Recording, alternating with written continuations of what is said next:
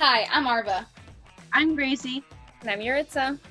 and you're watching SLPs in a Podcast, episode 6. Wow.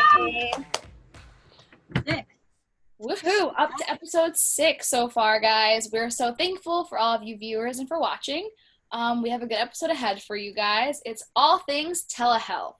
And if you guys didn't know already, we have a telehealth queen in our midst right now. Gracie has the most experience out of all three of us currently doing telehealth, and Yuritsa even has some as well. So you guys asked us some questions, and we're going to answer them. Let's talk about the advantages and disadvantages that come with starting a CF with telehealth. So when you're in undergrad and graduate, you spend at least I did, 3 years training in clinics, in person. This was something that I never had. There was no telehealth anything, but I'm not the only one. Seasoned clinicians are also very, very confused. It was something that going into it, everybody had to learn. That was kind of an advantage for me, that we were all learning together. Parents were learning. Everyone I talked to was very understanding. There were some online seminars you had to go through and watch, and it's very trial and error. There are things that I know I did my first 2 weeks that I would not try now. As I get a new client, I'm like, that did not work. It will not work. Do not do it again. And that's definitely kind of been a good thing, that I feel like I've come a little bit of a way with that. But also another advantage is that I think that I don't never really talk to parents enough before. Now that I am forced to literally have to teach them what our job is, that, I know that they're carrying things over more so than if I had just given them a packet and said, do this at home. They saw the session and they did the session. I told them what I wanted from them that day, and then they applied it themselves. And if they did something wrong, I'm there to help them right there. And they can see how it works and how it doesn't work. So that's been a great help, because really a lot of times I think, especially with home health, parents might kind of consider us as, oh, good, I get a bit of a break. I've been here all day, and now, do you mind if I go do laundry or wash the dishes or stuff like that? But really, they need to be there. It's important for them to see that stuff too. So them having to monitor the laptop to prevent it from getting slammed shut, put in a closet, all things that may in fact be the disadvantages of telehealth. Tell us a little bit about your caseload. Yeah, so I work for an agency that is primarily home health and CPSE. And when I first started, they like to give you things that are, more in your general area. So I would have had all people that I live in the Yonkers area, Eastchester, Crestwood, this area of New York, Westchester County. But because of the pandemic, it was anytime there was a referral, they all got sent to me. So right now my caseload's a lot higher than it probably will be when we're back to in person. I have 35. I added 2 more this week, so 35 kids on my caseload. And it can be a little bit, not 35 kids, 35 sessions, a week. 35 kids, can you imagine? No. It's about 20 kids, because some are once a week, some are twice a week. Right, okay. Still, it's a nice group of little youngins. They're all ages, my youngest is 1, my oldest is 3, and they're all super cute and super small, which is a very difficult population to have via telehealth. None of the kids want to sit, nor should they, because it is not in a baby's nature to sit for 45 minutes. But, parents have been very receptive with that, helping me get toys. I've had to learn how to kind of let them play but come back. Go get a toy and bring it back to me. There's a lot of managing behaviors involved in telehealth, but it's been pretty good. I'm enjoying it so far. Is it a little awkward? It's getting less awkward. Honestly, at first it really was. It was almost uncomfortable to meet people like this. Like, oh, hi, it's nice to meet you. And, we don't really realize how much like socialization is needed in person, that now I have to add that extra level in telehealth. Like, I feel like I'm always acting or always on display. Like, I need to be very, very energetic because I can't just say, oh, look, or do this. Like, I'm very, very animated all the time. And it just, this little corner has become my spot. It's been very difficult, but it's been pretty good too. You've been working for a while, and it's been telehealth the whole way through so far, right? Mm-hmm. We started in the midst of the pandemic. I started before we actually graduated. So like we finished our course load in April, but I started in May. So it was before we even came up with the idea for the SLPs and a podcast. It's been 3 or 4 months, and now when we talk about going back to in person, at first I was like, when are we going to go back? Now I'm kind of almost apprehensive to go back to in person because I'm like, I haven't known any of these kids in person. They know me as the girl on the computer. Some of their parents say they open their laptop to do work and the kids go, Grace, and I'm not there. I'm obviously I'm not a computer, but they're little and they think I am, and we're gonna have a generation of messed up kids. I'm telling you. They see a computer and they think it's me. And that's very, very odd. You have kids with very few words and they see a laptop and start calling for their speech therapist. I don't think I can ever hear the word Zoom the same again. Like, I used to think of Zoom, like, I used to associate it with, like, Xenon Z3 from Disney Channel, like that movie with those Zoom song. And now I associate it with Now I am going to log on to Zoom tomorrow singing Xenon, Girl of the 21st Century. So thank you. But you actually started your CF pretty recently, which is super exciting. Do you want to talk about what it's kind of about and how telehealth has impacted your CF? Okay, so I work right now part-time for the extended school year at a school district. I actually interned at this school district while I was in grad school. So I got this like really awesome opportunity. And for me, the transition it's been tough because I'm doing in person and then I'm doing probably like 3 clients virtual. So Governor Cuomo approved in-person services for the summer. So my caseload it's mainly kids who are at risk for regression if they don't continue their services throughout the summer, or regression in their progress in their goals and stuff. So my kids are pretty they're a tough population. You know, they have like a lot of behaviors. A lot of my kids are nonverbal using AAC. And so it's been nice that I could do in person with them because I don't know. I don't think it could work, like having something online with them, because even, maintaining attention when you're with them is hard. Diagnosis is autism. Like, we know how hard it is to that joint attention. That's been a challenge just because we're in the middle of the pandemic. We're still supposed to be in quarantine. We still have to wear masks. It's just a huge process.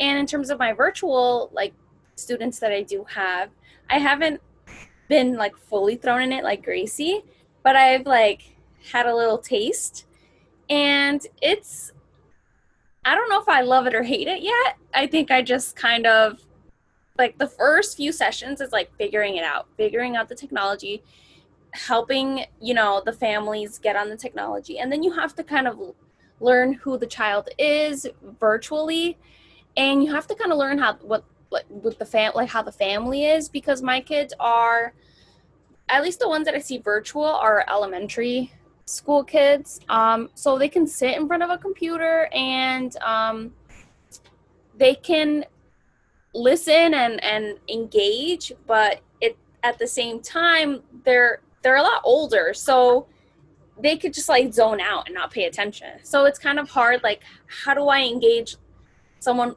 like a child who's older, that I don't have toys or bubbles that are gonna entertain them, but I have to kind of find that balance, where Gracie sees a lot of younger kids, so that's a different area, and I'm still trying to figure out meeting my, like, understanding how my kids, what they like and how they are, how their families are, because my session is determined by how the family is, like, organized. Like, there are some families that just have the child sit in front of the computer, and then there's a lot of noise in the background, and it kind of just makes them more distracted, and it's just kind of hard to gauge that relationship with them. I feel like when the kids are older. So it's still a work in progress. but I don't know. I don't know if I love it yet. I don't know if I hate it yet. I'm still kind of just figuring it out. Well, either way, I give you guys both a lot of creds because I don't have any experience with telehealth right now. So seeing you guys and hearing you guys talk about it and your experience with it, I think is really great, especially for our viewers out there who are just getting into telehealth or who haven't really touched upon it yet. So I think it's great that you guys are both bringing such different perspectives to it. How do you manage behaviors virtually? Great question. I actually have something to show you guys. So I'm going to actually share my screen with you. This is the number one thing that I need, especially starting off with all my kids, is the token board. The ones that I've had longer, the ones that have been here for closer to the 3 months, they don't really need this anymore. They're able to sit and maintain their attention.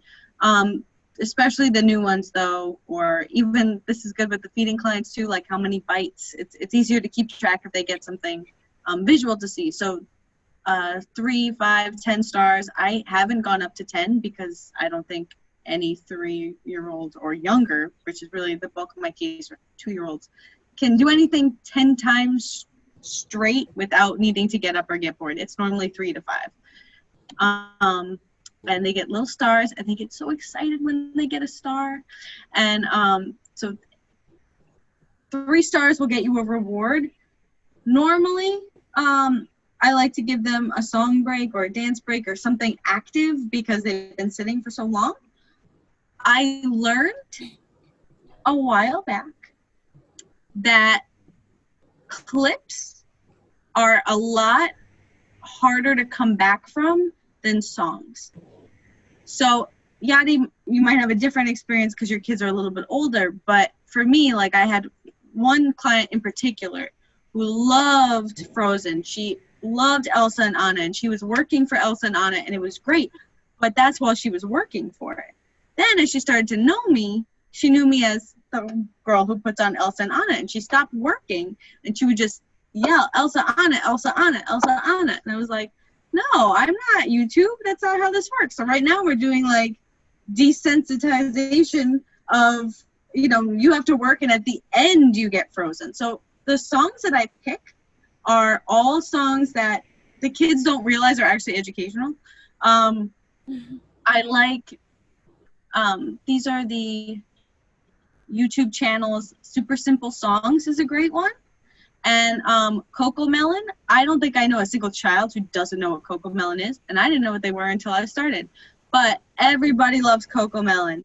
They are wonderful songs.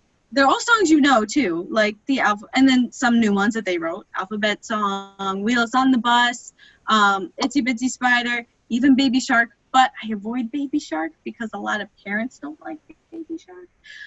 And if their child hasn't been introduced to it yet, I save them the headache. But these songs are really great for targeting core vocabulary like up and down, open, shut, just any song that you really think of when you think of a nursery rhyme. You didn't realize that not only are you teaching them the words and they're happy to sing along to it, but they're also doing the movements so that even when they don't know the words, they're signing stuff, and it kind of helps that language progress. So it's fun stuff for a break because they don't really realize that I didn't really give them a break. I gave them something fun to do, but it was different. Also, on the track of songs, if I'm not using a token board, if I'm using a song that I can pause and stop and have hands-on activities, like I have little finger puppets that have like farm animals. So if we're doing Old MacDonald, we stop the video and I go, before, the animal says the sound, and I go, oh, it's the piggy. What does the piggy say? And then I make them make the piggy say oink, oink, oink. And all that fun jazz. But those are all really good at keeping their attention. Otherwise, there's always bubbles. Bubbles work really well. I don't know what it is. Every time a kid says, I want bubbles, I'm like, if you ask for it, you can have it, because that's a 3-word sentence and you're 2 years old and I'm proud of you. Every SLP needs to purchase this. It's $7 on Amazon, but it's a honey bear. But now watch this. So there's a hat. So I use this for so many goals, and it's sealed tight, so the kids don't really have any strength to open it. So I give it to the kid, and I'm like, oh my God, look at Mr. Bear. And they try to open it, and when it doesn't work, they're sitting here like this, and then they say the word, Open. open. I'm like, open, please. Okay, so I start to open it, and I'm like, ooh, hard. Like, I'm trying to think of different adjectives to use. I open the bear, and I'm like, oh, Mr. Bear? Should we say the math? It's usually one of our core words for the session, or it's just kind of like open sesame, please, like Mr. Bear, please, depending on like what their level is. Right. And I'm like, hey, like how do we make the bubbles come out? So they don't see me doing this, but I kind of squish the stomach a little bit, and I'm like, oh, and it just pops up. No way! That's so cool! Yep. I love that. Oh, Isn't I need that one great? of those. I wish you told me that before I just bought a 12-pack of bubbles. I would have gotten the I'm bear. so sorry, but literally, it's Literally a 12-pack of bubbles. I run out of them quick. it is my favorite thing in the world, and I've like finished these bubbles multiple times. I just keep refilling it, but it's such a great, like, it's literally could be like your clinical tool the whole session. Like you could use this as your game. But yeah, I just wanted to share that. So That's awesome. Sorry, I'm gonna go shop now. What about you, Yadi? What do you do to manage behaviors? So I do only have a few kids on my caseload that are virtual, but I haven't had behavior as an issue. For me, it's been more like distractibility. It's hard to get them to engage in something, especially when my goal is to formulate grammatical sentences using, 2 details from a picture or something. Like it's very academic, like we need to make sentences, like we need to write down a sentence, like it's not as fun. So I think like that's kind of hard. Like today I worked with one of my clients, and we worked on verbs, like how to make a present verb into a past tense verb and explaining what verbs are. And it's kind of boring in a way, like, but that's their goal, that's what I have to work on. So I think and I was trying to brainstorm ideas with Gracie also about how I can get my clients more engaged. And I think I'm going to I'm still a work in progress, so I think I'm going to try to implement, whether it's like a 2-minute break after one activity, kind of provide some kind of schedule where we can like do work and then give a short break of something that they prefer, something that they like. I think incorporating that would just make the session more effective, because I want them to enjoy speech and not just feel like it's dragging on work. Like I want to make it fun, but I'm still figuring it out on my own, like how I can do that without it being not age appropriate, So I'm still working on it. I'm going to see how that works for me. Maybe like a 2-minute clip, a video of something that they like, whether it's like space or astronauts or something that I can kind of get them more engaged. So I'll try to learn something. Yeah, I think since your kids are older, clips of shows might be better. My kids, I think once they see that like a show has paused, like I show them a clip and only a clip, they want to watch the whole episode. They're too young to really understand that it was a break, like that it was a treat, a reward, and we have to go back. So that's kind of why like my breaks are very, very short, and they're just small little nursery rhymes. But if your kids could literally just pick a favorite show or something like that, is a huge incentive. You gotta watch TV in the middle of your session. How cool is that? Yeah, so I'm gonna try to see what works. I mean, telehealth has never been a huge thing that we've all had to learn, in a class, So I have to, and every client is different. Like you have to kind of work with the way that they are and what they like. So I'm gonna try that, and I'll let you guys know how it goes. When I had an older client in like our clinic at school, I remember I used his favorite like board games as incentive. Like I would turn all of his favorite board games into like a speech activity. So I don't know if like there's a virtual Uno or a virtual like Candyland that you could do. You could try that with your clients. Right. So Um, a good component of Zoom is that it allows remote access, right? So that the other person on the other line can control what you have on your screen. Gracie, I feel like you might be able to talk a little bit better on it. yeah, a lot of my kids are a little bit on the young side to super take advantage of the remote access. But I do have one or two that are able to and do understand, like, and their parents have iPads so they can move around and stuff.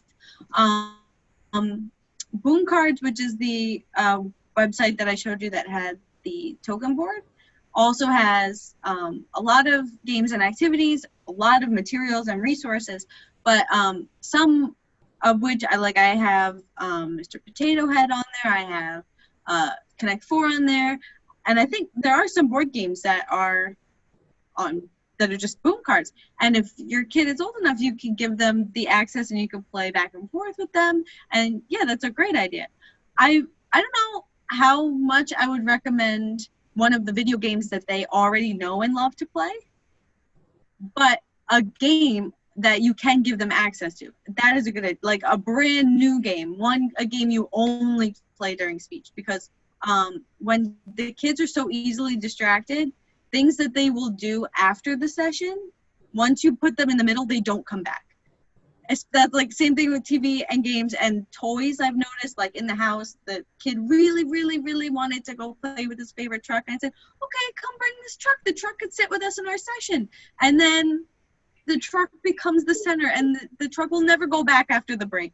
So anything that they will have as a reward afterwards can't come in. It has to be, this is a speech game. This is something you only do with Miss Grace, Miss Yaritza, Miss Arva. The only things you do with us. So it's something you look forward to playing with us, but also not reminding you of the outside world. I know that sounds terrible when you phrase it like that, but something that doesn't remind you that you can stop paying attention, because they will. Like something enticing enough, but not enough to overpower their, like, you know, what they scratch that. Something enticing enough to get them engaged, but not something that's gonna like overtake the whole activity. That's really smart idea. Thanks, guys. I actually really like that idea. Looking for like board games, because I think, like I said, my kids are a little older, so I think they would understand that and understand the breaks, you know, like the demands that I put on them, they pretty much follow them, but I just want to make my sessions more interactive. Right. And if I could share my screen with you again, this is like my library. You can add as many boom cards as you want, and there are some that are like books that are interactive books. Like if kids want to choose the answer to a yes/no question, they can click on things. That's kind of a fun incentive. Then there's other things that are literally just for fun. Like this is a piano. If they want, they could just touch it and play music on it for like 5 minutes. There's a Connect 4 here somewhere. This is Mr. Potato Head. This is a racetrack. It's cars that just race around. There's a gas station, and they can fill up. There's a tire place where they can play with tires. So they can play with it on the computer if they're a kid that is, some kids don't like spending the entire time on the computer and they need something physical. But if there's someone who pays attention to the screen the whole time, oh, here's Connect 4. There's so many fun things that you could do just using the screen, which is always nice. Are those free, the boom cards, or are you paying for most of them? Some are free, some I pay for. And every week I check, because there's like new free ones, and I love the new free ones. But sometimes I have a client who is very, very picky, and I know I need something very specific. Like if their favorite movie is Toy Story or Frozen or Mickey Mouse, and I'm like, they won't watch my materials because they know what I have. They know what toys I have. They know what I'm going to try to make them do. But I need a brand new thing to keep their attention, and it just so happens that, I don't know, Buzz Lightyear shows up in our session. They will sit and attend, and it'll be fantastic. So those are the things that I'm willing to pay for. even though it's like boom cards, you pay for points, and then you have like a certain number of points equals a certain number of cash. Like, you know, $10 gets you like 500 points or something like that. I don't know. And then, but things are worth like 50 points. Some things are worth like 700 points. It depends on who the maker is. Kind of like teachers pay teachers. Like whoever made it picks their price. So some things how worth it is it for like, oh, this is 50 points? Like, sure, I'll get that one. And some things I'm like 800 points and it's just like a picture. I could pull up a Google image, it's fine. Like, so you kind of have to check yourself. But yeah. Do you guys also use EduPuzzle? I think I'm pronouncing it. EduPuzzle, it's like EDU puzzle. Yeah? Heard of it? Okay. Don't use it. I think I tried my first week, like I was trying to see what it was all about. But I don't know if it was just like a little bit too old for my kids. I forgot why I didn't like it. There was a reason that it just didn't work for me. I don't know, Yadi, if you've had experience with EduPuzzle, but I know there was a reason I didn't use it. Yeah, no, I haven't. Again, it's like still a new world. I think my supervisor was doing kind of like a hybrid approach where they were doing like some virtual stuff, but also sending work home for parents. So the schools are different because Right. It's just a different, I feel like schools are just like a different world. It's hard for them to like adapt, you know, like I don't think they like jumped right away onto Boom. I like Boom learning cards. I could be completely wrong. I'm there part-time, but this is kind of like the vibe that I got. So I'm just kind of like learning, like I heard about Boom, so I started using that. And like I said, my kids are older, so I can use like just picture cards or like materials that like I have printed out, but I have it in a PDF version. Like I'll zoom in and then like cut things out and be like, okay, this is our question. And like, if I want to take away the visual cues, like I can kind of just zoom and like zoom into it. Like it's not super fancy, but it's like it gets the job done. So it works. It works, yeah. Yeah. I'm still using some printed materials I had from before. Like I have here, like a very hungry caterpillar. Like I would have had this in person when I read the book, but even so, like look, very hungry caterpillar. Who else I got? The little old lady who swallowed a fly. She's over here. She's here with me. That's great. The cookie jar. Like these are all things I would have had anyway, like as a physical material. But some kids, and actually I think the majority of the kids, prefer seeing me use physical things on screen than the actual Boom card, which I was very surprised about because I thought it'd be harder to see or it's something they can't play with. And then I forgot how big a child's imagination is. Like if I'm like, wow, look, I have an apple. I'm going to take a bite. You want some? They go right up to the screen. They go, like they love taking fake bites out of this apple. I don't know what it is, but it's the physical toys work just as well. And if not better. And then they go and get their toy that they have in the house. And then we play together without actually physically being together.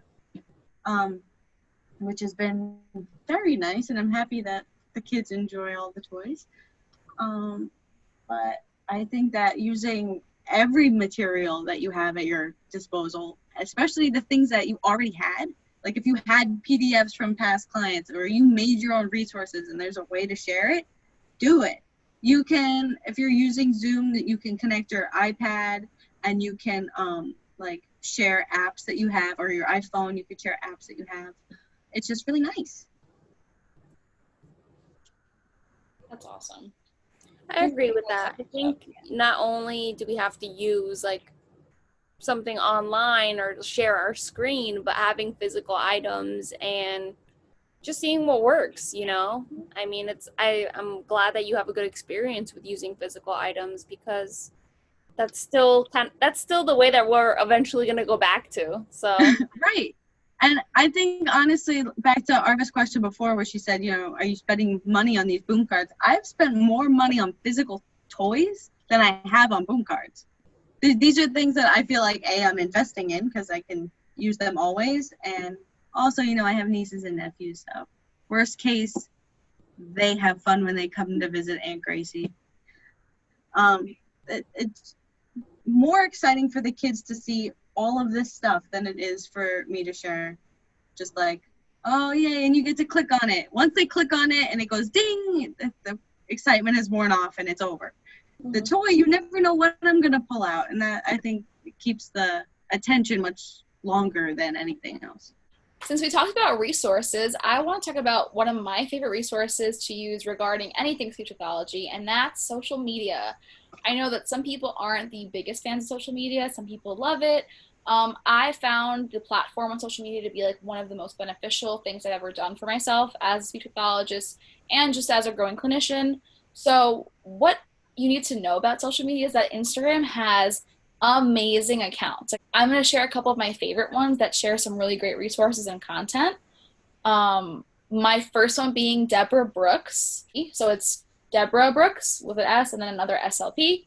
I saw Deborah when I was an undergrad. Like, I started following her when I was a wee undergrad and absolutely loved her. I made her come to the program because I thought everything she was doing was amazing. She creates her own activities for therapy. She uses her own materials. She sells her own materials. I have bought a ton of them.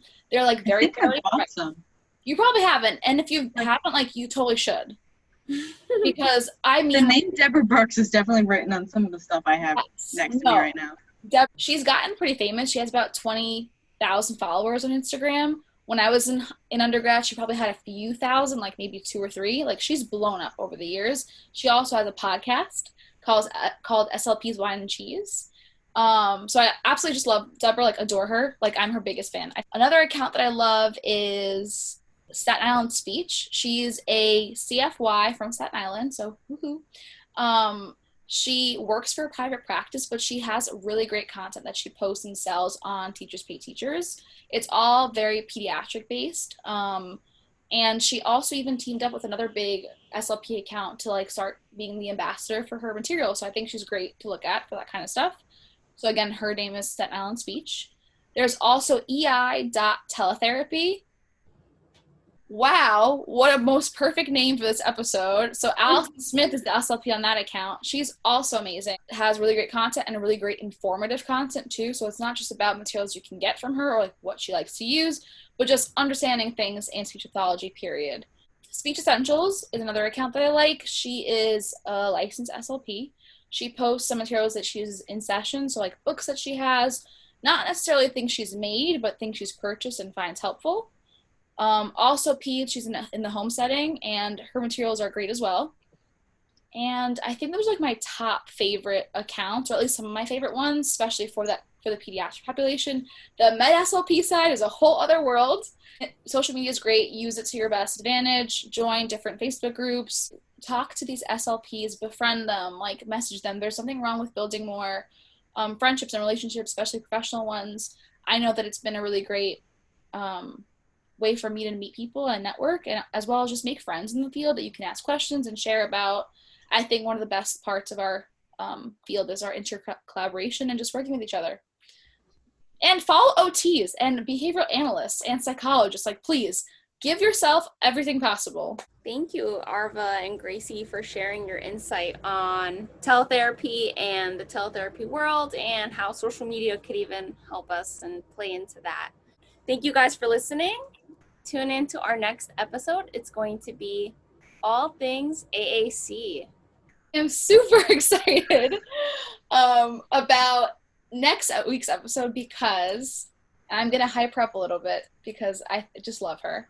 Alexandra Hopkins was my second-year buddy when I was a first-year student at New York Medical College, and I still stay in touch with her to this day. I remember when we first met in person on my first day of school, how much she's helped me, and I think she's an absolutely amazing speech pathologist, and we are so lucky to have her. So I'm going to tell you a little bit about what she does. She's an SLP currently practicing at a residential program for children and adults with a diagnosis of autism spectrum disorder. Her caseload has a variety of multimodal communicators who use AAC. It ranges from low to high tech. She's also very passionate about feeding therapy, and especially for children with ASD. and is a part of the selective eating committee on her campus, which seeks to identify and provide feeding therapy to children within the program.